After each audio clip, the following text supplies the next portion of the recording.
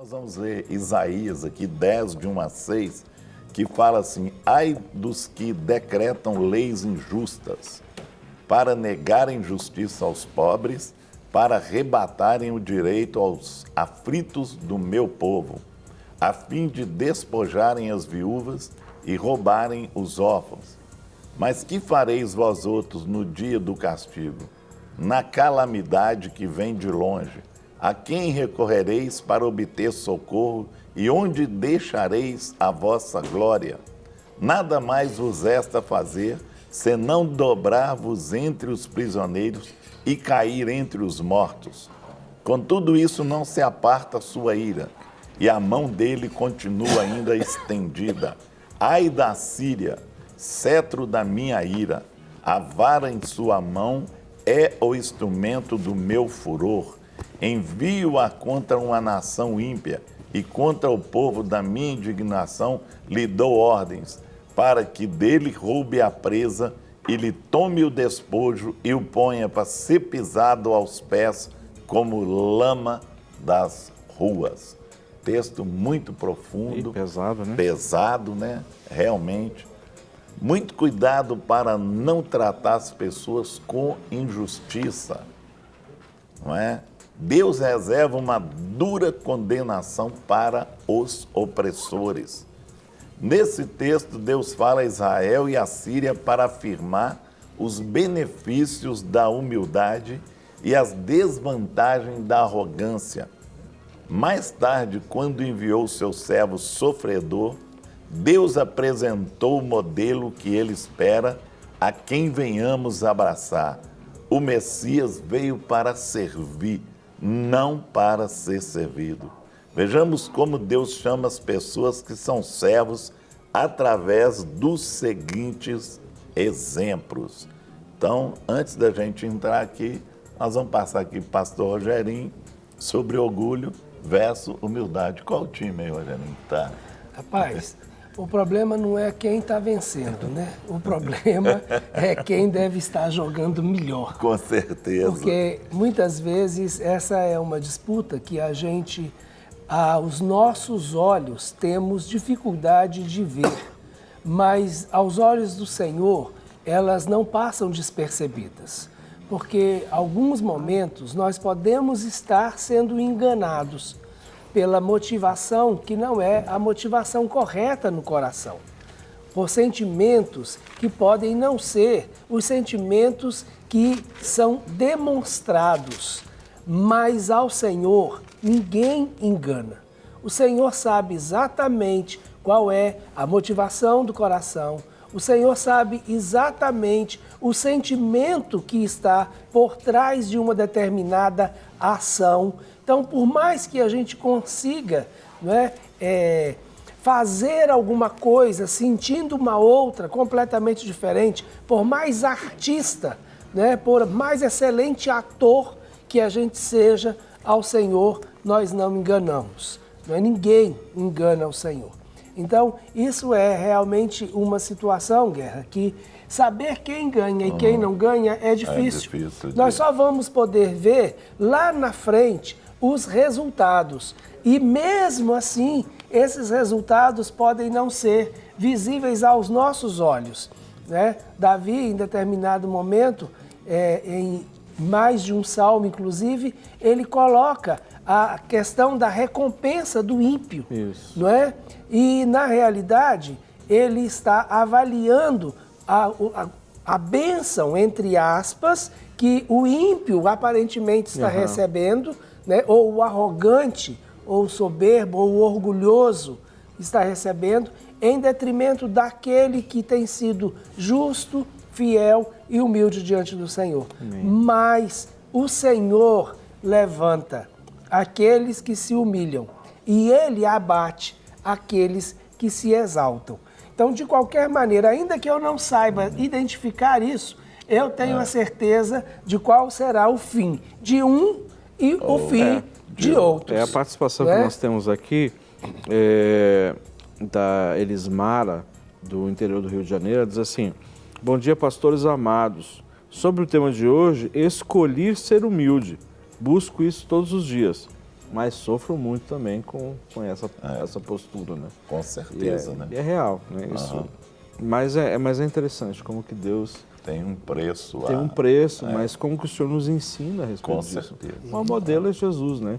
Mas nós vamos olhar no Velho Testamento alguns posicionamentos também de homens de Deus, né? A respeito alguns disso. Modelos, né? Agora, realmente, o maior modelo, ele é o Senhor. Então, como Guerra já disse, logo no princípio, na introdução, o seu servo de dores, né? Isso. Porque, na realidade, a dor de Jesus, ela não foi simplesmente a dor física. Ele passou pela dor emocional, pela dor da traição, da humilhação e, realmente, como diz o próprio texto de Isaías, homem de dores. E ele foi o mais desprezado e humilhado entre os homens. Mas ele também foi o mais alto nível de servir, né? Então ele é o nosso modelo e vai continuar sendo eternamente o nosso modelo, né? Deixa eu falar aqui uma outra participação aqui de Belo Horizonte, até uma pergunta assim, pelo menos dei uma passada de olho rápido aqui, diz assim, Guerra: boa tarde, pastores abençoados e príncipes de Deus, amém. Estamos vivendo um conflito muito grande. Eu e meu esposo somos pastores e sempre oramos pedindo que Deus enviasse um homem de Deus para as nossas filhas. Hoje a minha filha mais velha está com um casamento marcado depois de 4 anos de namoro. Deus tem aberto as portas para eles de uma forma sobrenatural e tem usado várias pessoas de Deus para confirmar esse relacionamento. Mas a família do rapaz, que se diz cristã, nunca aceitou o relacionamento. Não compareceram no noivado e nem quiseram que colocasse o nome deles no convite. A mãe do meu futuro genro, que eu tenho como filho, não vai entrar no casamento e só amaldiçoa. Fala que prefere ver o filho morto, olha que posicionamento, prefere ver o filho morto do que é casado com a minha filha. Eles referem a ela como um capeta na vida do filho deles, sendo que ela foi criada nos caminhos do Senhor e temos criado nossos filhos com muito zelo em tudo. Sabemos da nossa responsabilidade diante de Deus. Gostaria de ouvir uma opinião de vocês. Já fizemos de tudo para uma aproximação e nada. Nos restou apenas a oração.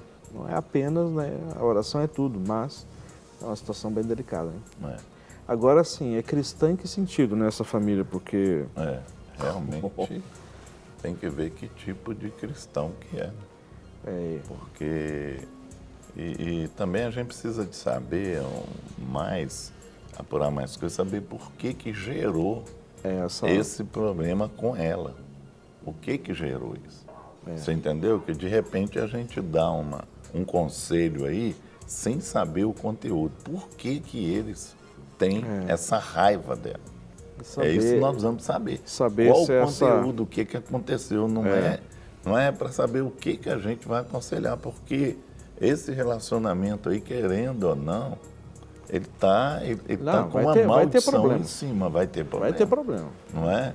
Então... Se os pais dele não abençoam, não querem nem entrar no casamento, imagina que situação. Para ele, não é? O nome no convite, a coisa é muito forte, tudo, né? sabe?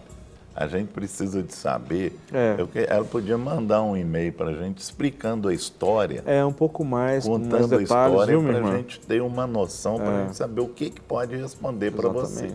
Tá? Só com esse conteúdo, tá mais difícil da gente te dar uma explicação.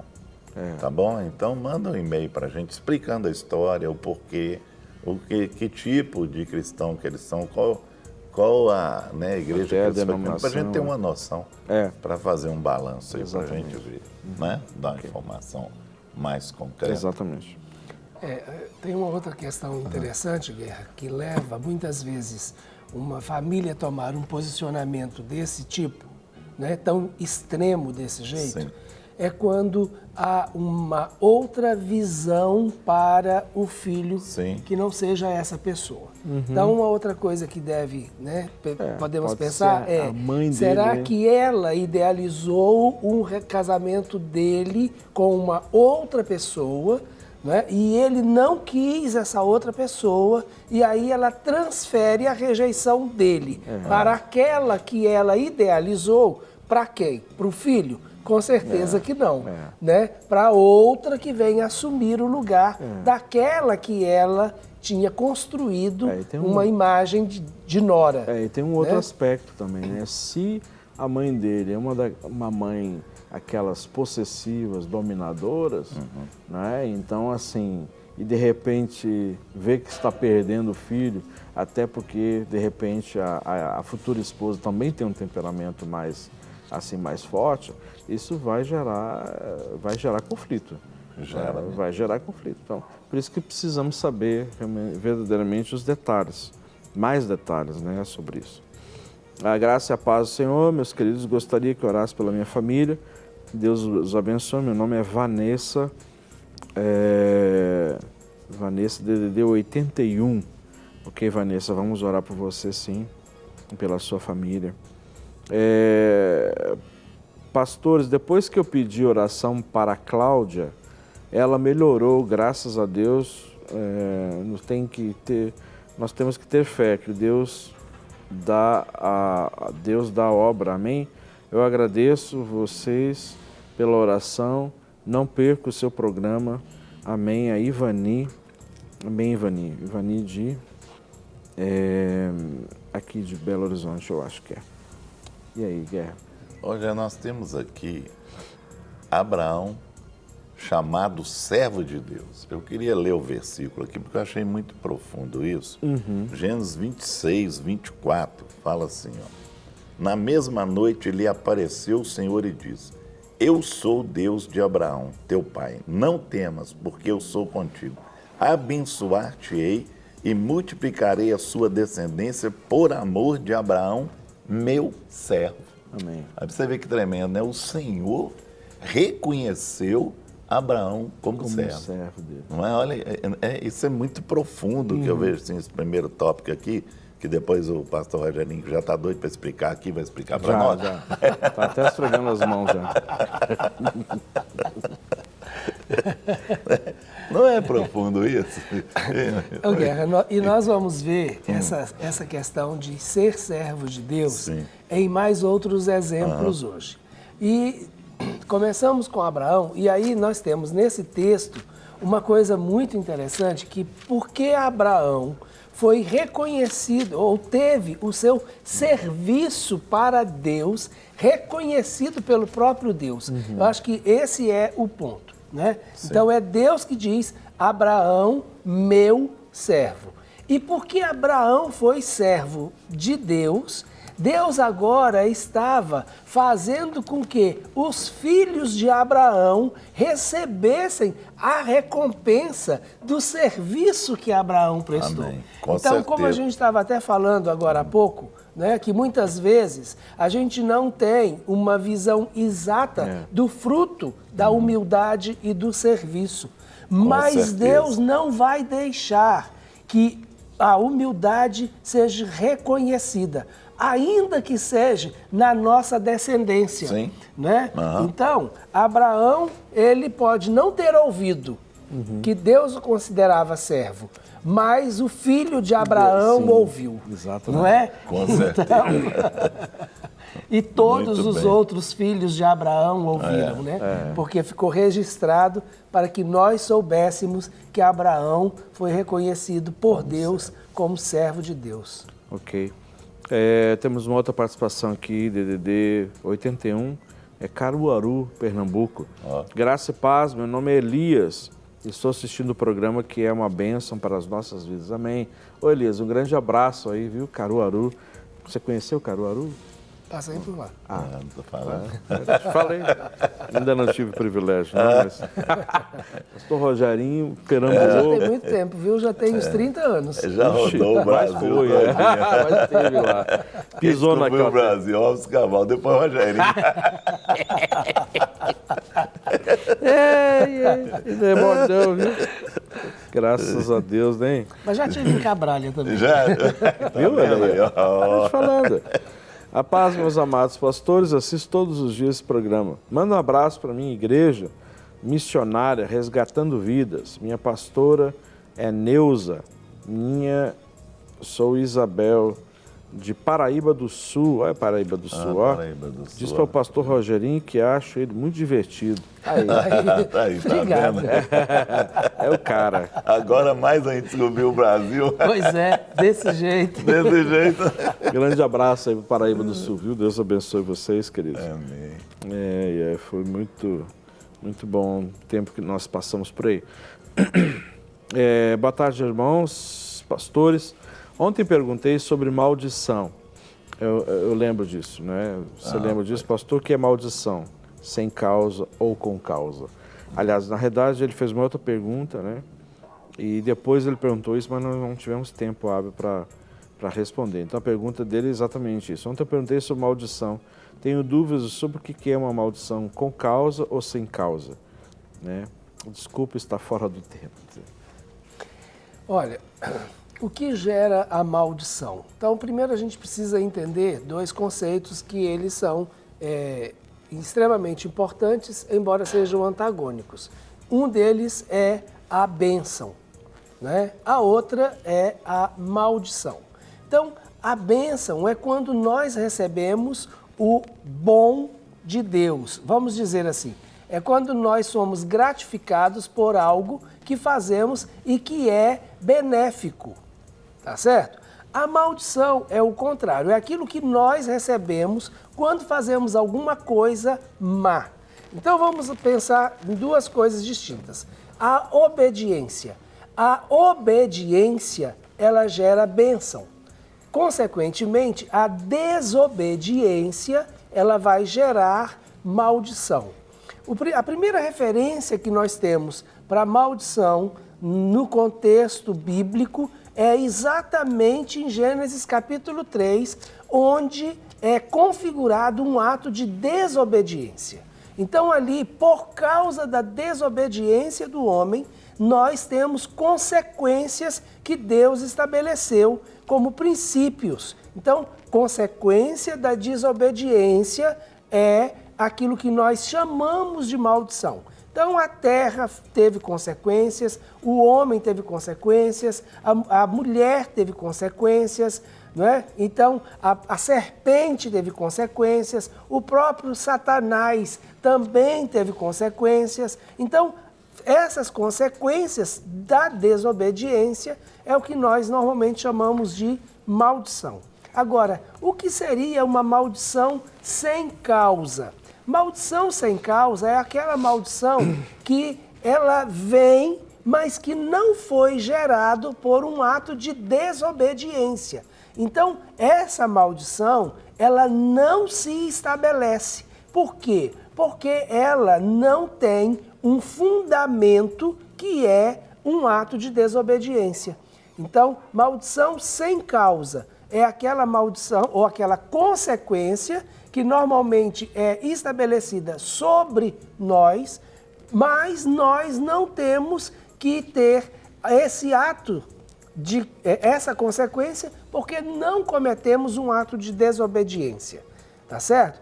E se cometemos um ato de desobediência, aí nós precisamos quebrar essa desobediência através do arrependimento, confissão dos pecados e apropriando daquilo que Jesus Cristo fez por nós. Porque Jesus não morreu na cruz só para o perdão dos nossos pecados. Gálatas, capítulo 3, é muito claro que ele se fez maldito quando foi pregado no madeiro, porque assim está escrito na lei. E Jesus, então, ele levou sobre ele todas as maldições da lei, porque está escrito que todo aquele que for pregado no madeiro é maldito, não é? Então, espero que tenha dado para Com certeza. entender. Tá ótimo. E aí, Guerra? Rogério, tem mais um texto aqui. Hoje eu estou assim, né? Eu tô vendo que Chegando você tá bem aos assim, textos bíblicos aqui hoje, porque eu mas é achei, importante. achei muito profundo isso aqui. Em Êxodo 14, 31, fala assim, Moisés, chamado servo de Deus. Então vamos ver aqui, fala assim, viu Israel o grande poder que o Senhor exercitara contra os egípcios. E o povo temeu ao Senhor e confiou no Senhor e em Moisés, seu servo. Né? Ele foi reconhecido tanto pelo povo, não é? Por Deus e pelo povo como servo do Senhor. Né? Além de Deus confirmar isso, ele ainda deu testemunho que ele era um servo realmente do Senhor. Tremendo. Não é? Achei isso muito profundo, né? Moisés chamado servo de Deus e reconhecido pelo povo. E aí, Guerra, nós vamos ver que esse reconhecimento que vem através do povo, né? Então, o povo viu Moisés, o servo de Deus, Sim. foi por causa dos poderes que Moisés liberou Amém. em nome de Deus. Então, isso foi uma constatação de que Deus estava com Moisés. Amém. Então, isso foi algo que é inegável, a presença de Deus com Moisés e a forma como Deus ouvia Moisés e como Moisés ouvia Deus. Então, essa relação, ela é algo que realmente comprova essa humildade de Moisés e esse servir de Moisés em relação a Deus e em relação ao propósito de Deus, que era estar à frente daquele povo. Nesse caso, Moisés realmente precisava que certeza. o povo visse ele como uma autoridade, mas não como uma autoridade apenas no mundo natural, mas que fosse uma autoridade sustentada por Deus, a serviço de Deus, e que as palavras de Moisés não seriam palavras de homem, mas que seriam palavras de Deus. Exatamente. Né? Tremendo, né? Tremendo. Nós estamos aqui, a participação da DD 32, diz assim, ó. Olá, o que eu faço, sendo que não quero participar do grupo de jovens, porque lá não gosto da maneira deles trabalhar. E tenho muitas ideias, mas não posso fazer nada, porque não sou batizada ainda. E lá não tem louvor, nem grupo de dança. Nada, porque eles disseram que o Senhor não age com emoção. Fico triste porque não me encaixo ali. O que eu faço? Não age com emoção. Ué, quem é que é isento plenamente de emoções? Né? Meu Deus. Quem que não tem emoção nenhuma? Todos nós. Aliás, é necessário. Não tem. Né? As amebas não tem, não. Assim, querida, deixa eu dizer uma coisa para você. É necessária a emoção. Faz parte, a emoção faz... Bom, mas isso aí eu não vou entrar porque é um posicionamento da liderança, eu não quero aqui. Nem tem esse direito, né? Mas eu quero dizer para você, a primeira coisa, eu acho que você precisa buscar de Deus é você orar e pedir para que o Senhor direcione você aonde você deve estar. Se você gosta de dançar, se você gosta de louvar o Senhor e você não se sente bem ali, eu entendo que você precisa se posicionar, não é? Ok, você ainda não é batizada, então o que impede você ser batizada? Né? Então você precisa se batizar, mas busque do Senhor um local onde você se sinta bem. Esse é um dos pontos principais a respeito de você estar inserida num contexto da igreja local. É onde você se sente amado, onde se sente valorizado, onde você possa desenvolver os seus dons, os seus talentos. Se aqui, onde você está sendo impedido e não se sente bem, então fica mais difícil. Então precisa buscar de Deus uma orientação, né, e uma convicção onde você possa se encaixar e se sentir bem ali. Sentindo-se bem, você pode servir ao Senhor, servindo a igreja. Agora é óbvio, em certo aspecto, nós não podemos tomar as nossas decisões meramente pela perspectiva emocional, mas nós não somos só emoção, não é? Nós somos espírito também, nós somos seres pensantes, cognitivos, né? Nós somos seres racionais. Então, nós precisamos permitir que Deus tenha livre acesso a essas áreas da nossa vida, e o emocional é uma delas. É óbvio que eu não posso só tomar decisões pelo aspecto da nossa inteligência emocional, né? Mas a inteligência emocional faz parte da nossa vida, né? Eu não posso ser um ser que não expresse as minhas emoções. Não, é o todo, tá bom? Então, eu quero pedir isso para você, ore, busque do Senhor. Se você entende que ali não é mais o seu lugar, peça uma direção para Deus te encaminhar para um local onde você se sinta bem, onde você possa ali usar os dons e os talentos que o Senhor te deu, né? E para o louvor e a glória dele. Amém? Bom dia, pastora Paz. Como saber se fui realmente batizado pelo Espírito Santo, para que eu não fique me sentindo enganando a Deus? E quero ser humilde com o Senhor e comigo mesmo a respeito disso. Olha, sobre essa área de batismo do Espírito Santo, nós já falamos muito sobre isso em vários outros programas, tá? Então eu vou pedir um favorzinho para você, se você puder acessar os programas anteriores, e tem vários aí que nós falamos sobre os dons do Espírito.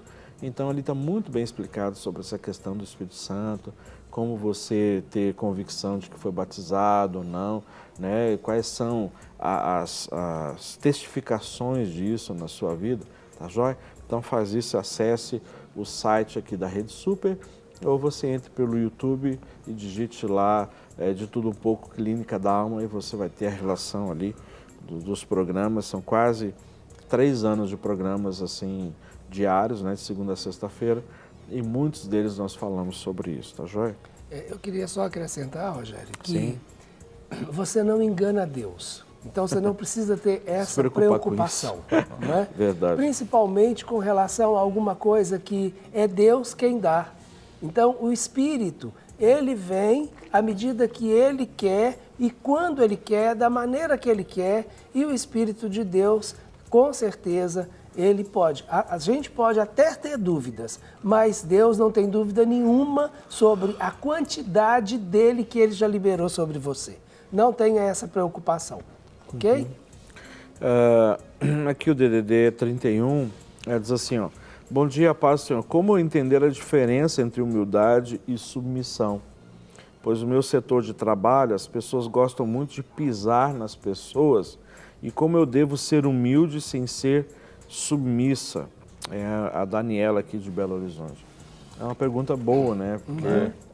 Olha, a ideia que nós temos de submissão é estar com a mesma missão. Então, submissão. Há uma missão e você se submete ou fica abaixo desta missão. Tá certo? Isso é um posicionamento. Você se posiciona diante de uma missão ou de uma visão. E se você está numa empresa e a sua empresa tem uma missão, e você, por estar nessa empresa, deve estar submissa. Isto é, deve ter a mesma visão que a sua empresa tem. Porque senão, como andarão dois juntos se não há acordo? É um princípio da palavra do Senhor. Tá certo? Agora, a humildade, ela vai além de um posicionamento. Porque eu posso tomar uma decisão de ser submisso e mesmo assim ser arrogante. Não é? O fato de eu estar com a mesma missão não implica em eu ser humilde ou eu ser arrogante. Tá certo? Então, a humildade é uma outra coisa. Ela é um nível de relacionamento e de reconhecimento das suas próprias potencialidades e de como eu vou tratar as outras pessoas mediante aquilo que eu sei que eu tenho.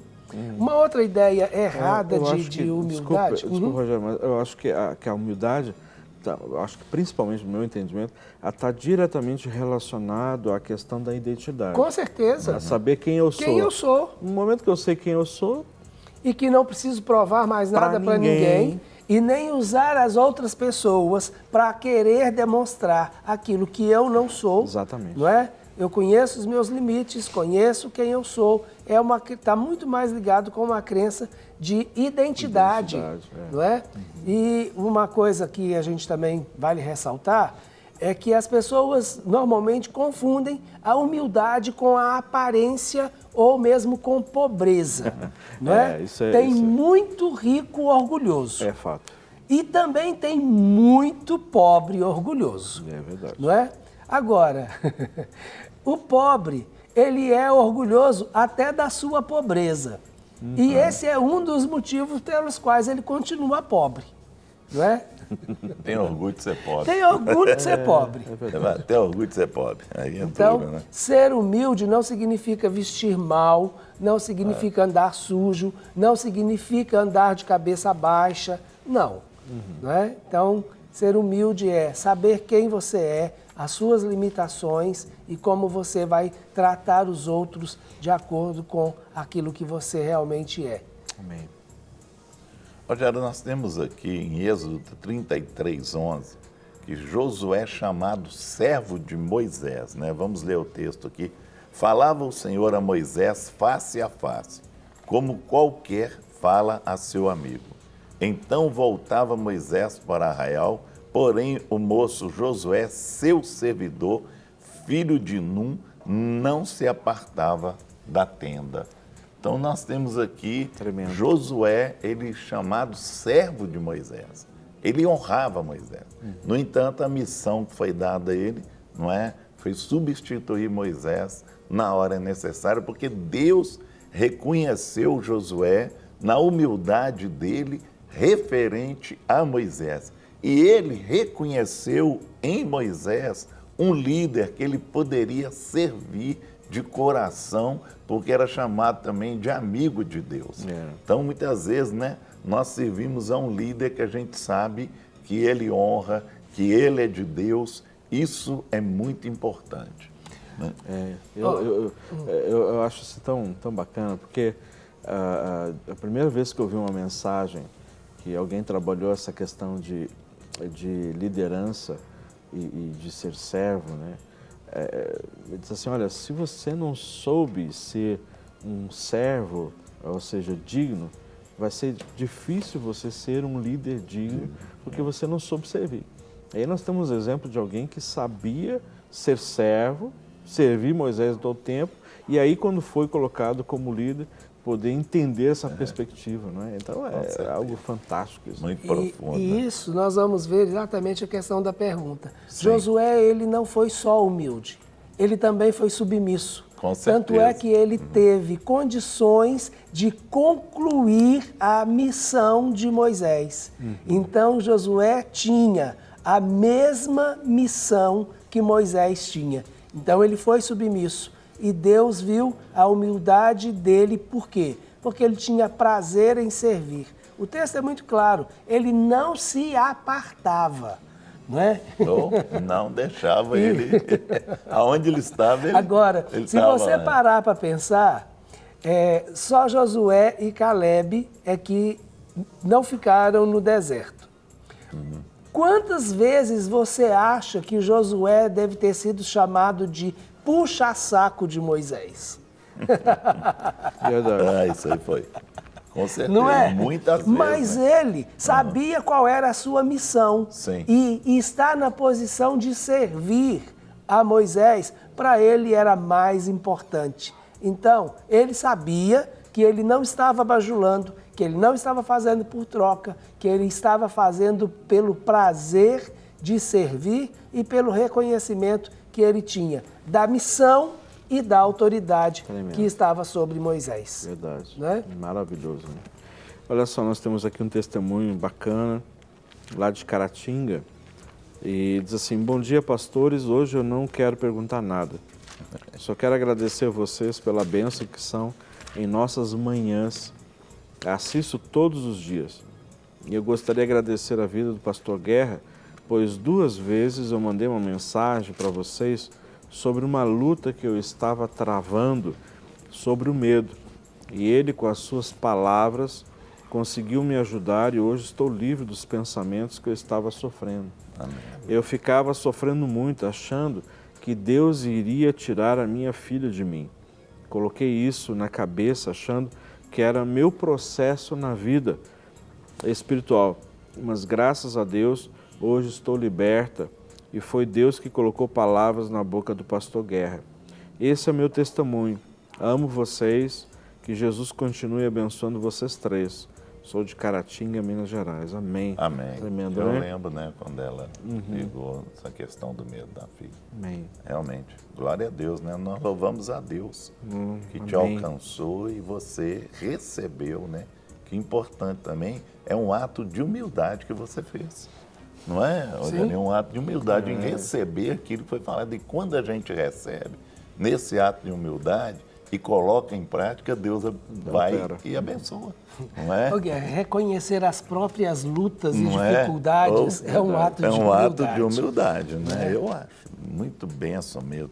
Ô, Rogério, nós temos aqui números 14, 24, tá? Que nós vamos ler, que hoje eu estou só lendo aqui, né, Rogério? Você está gostando, né? Vamos lá.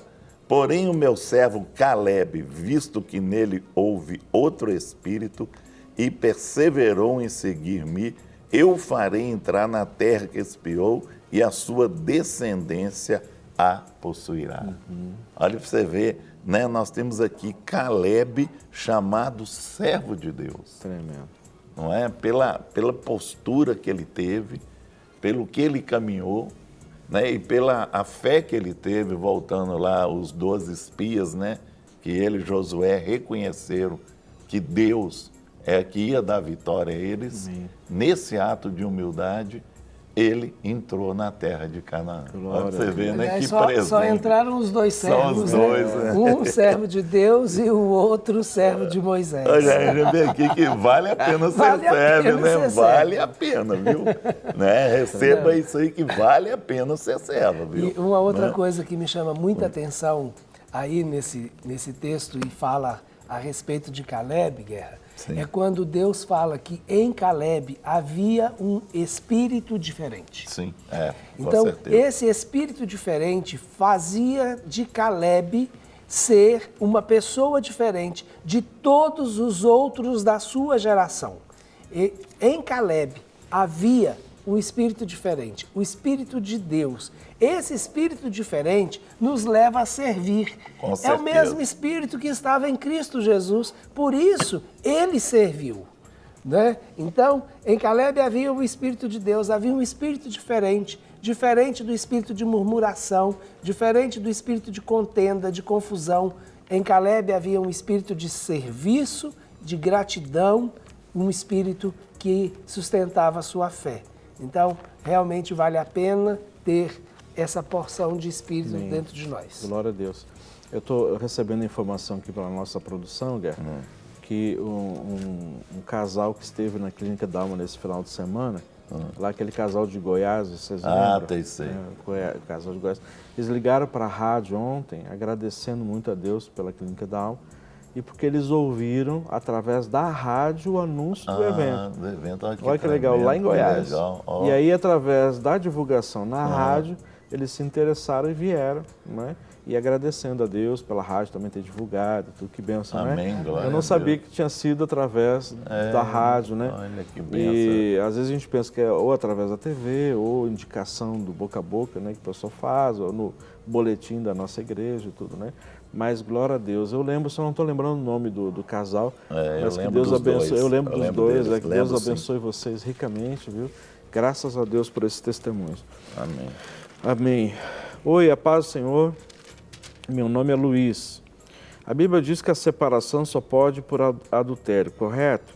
Em Coríntios, Paulo diz que se a mulher é cristã e o esposo não é, ou vice-versa, orienta que o cristão não se afaste do que não é. Mas a violência contra a mulher tem crescido muito. Como orientar nessa situação? Faço parte do ministério da minha igreja e já fui confrontado com essa pergunta. Parabéns a todos vocês pelo programa, pois tenho aprendido muito com vocês. Deus continue abençoando DDD 24, interior do Rio. Essa também é uma outra questão que a gente já abordou muitas vezes aqui, porque é uma pergunta que de alguma maneira tem sido frequente, né? Então vale a pena você dar uma olhadinha nos nossos programas anteriores que tenham um tema relacionado com esse específico. Então, Paulo, ele realmente nos orienta, né, de que não devemos quebrar, mas se há um julgo desigual nesse caso, se um dos dois é cristão e o outro não é, que realmente o que é cristão deve permanecer na posição em que está, isto é, manter a aliança.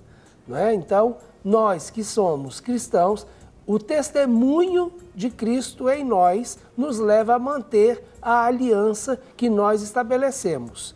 Não é? Mas Paulo também orienta que, se o outro que não é quiser ir, que ele seja livre para ir. É uma outra situação, mas nós devemos realmente manter a aliança que fizemos, porque Deus leva muito a sério a aliança. Então, a questão do divórcio ou da separação é uma coisa, de um possível casamento, um outro casamento, é uma outra situação, e todas essas coisas a gente já discutiu em programas anteriores, vale a pena você dar uma olhadinha lá. Amém. Né? Temos aqui um pedido de oração pelo bebê Felipe, que está internado na UTI em Fortaleza, Ceará. Quem está pedindo é a Solange Bandeira de Mossoró, Rio Grande do Norte. Nós vamos orar aqui no final do programa, viu, querido? Obrigado aqui pela a sua mensagem.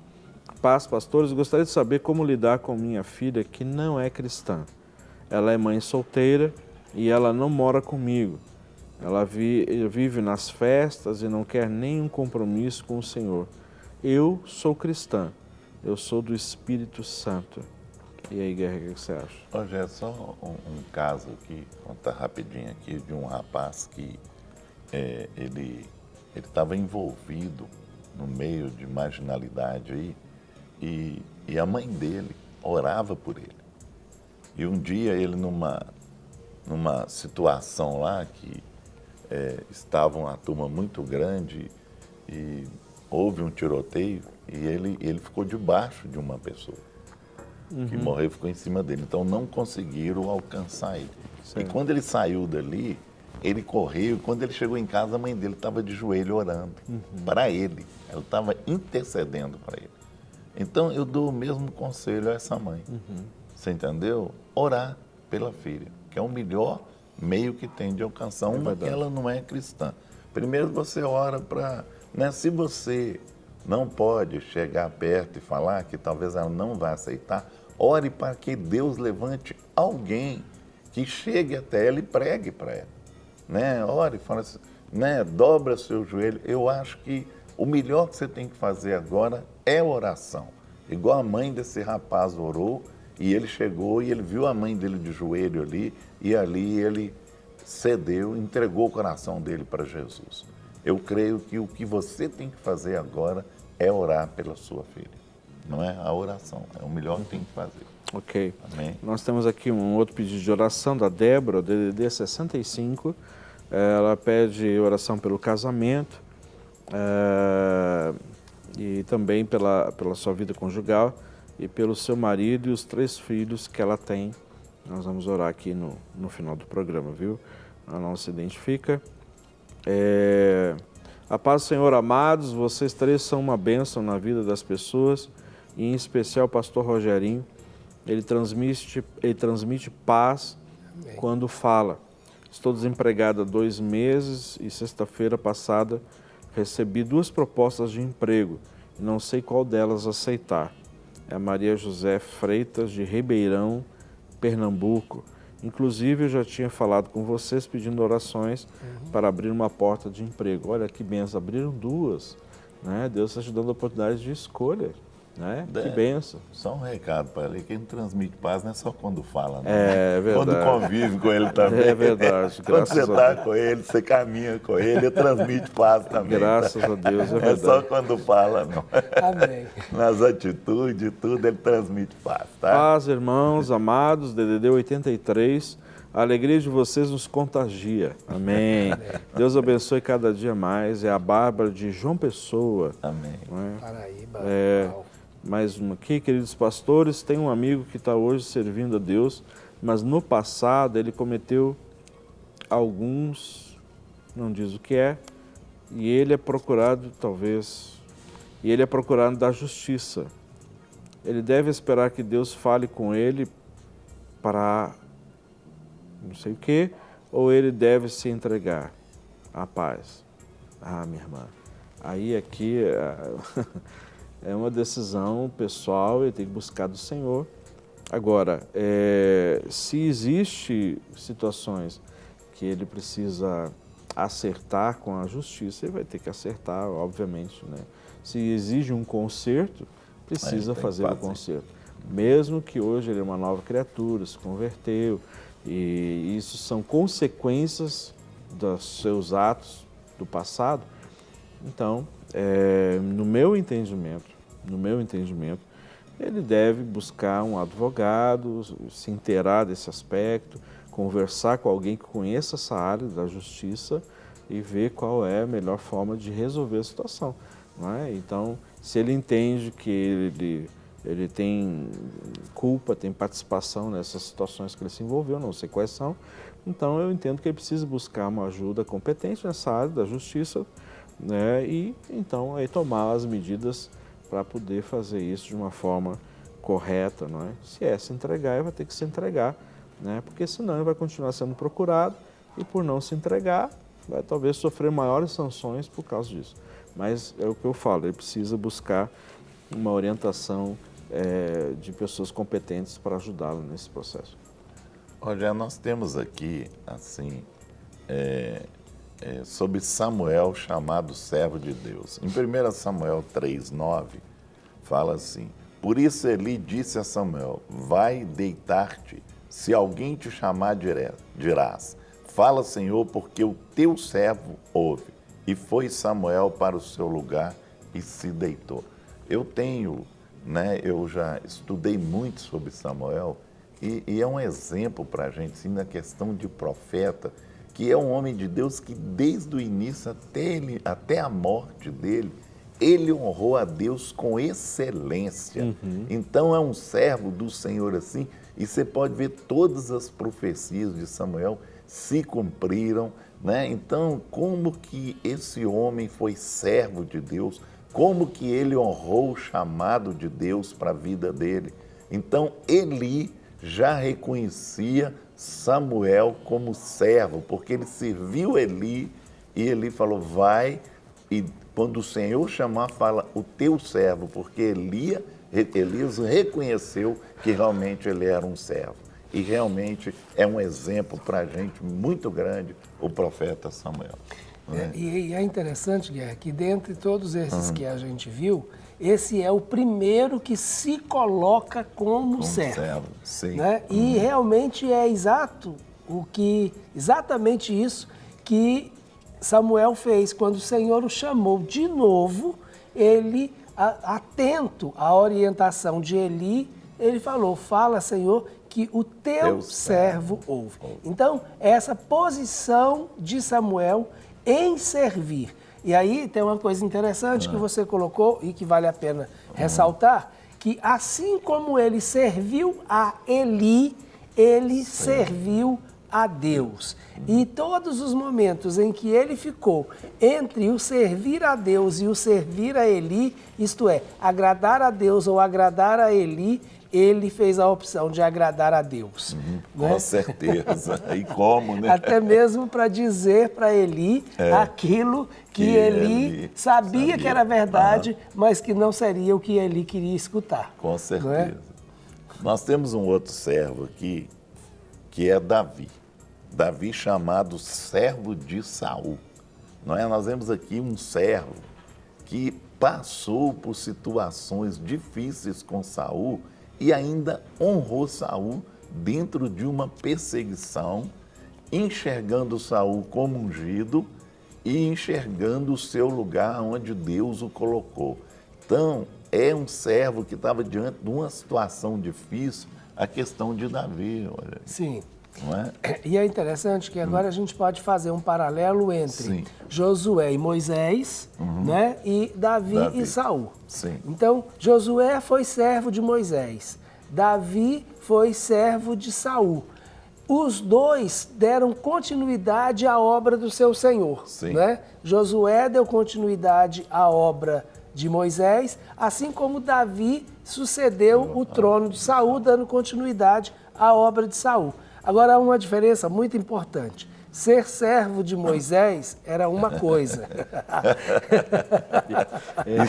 Ser servo de Saul era outra. Bem outra coisa. Bem outra.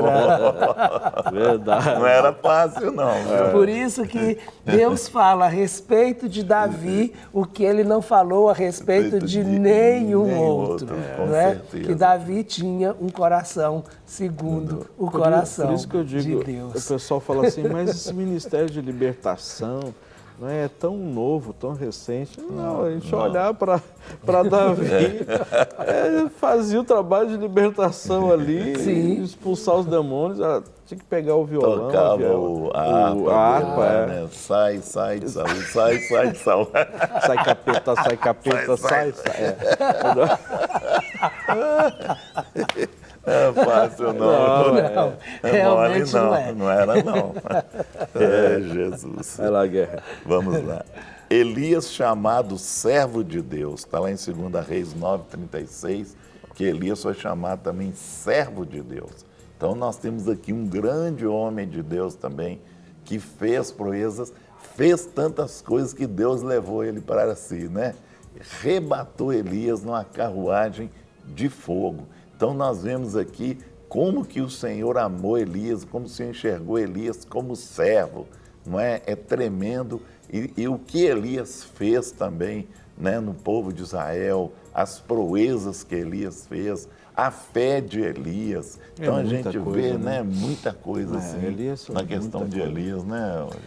E não é à toa que ele é considerado até hoje um dos maiores profetas de Israel, né? Então ele ainda é a referência profética para Israel.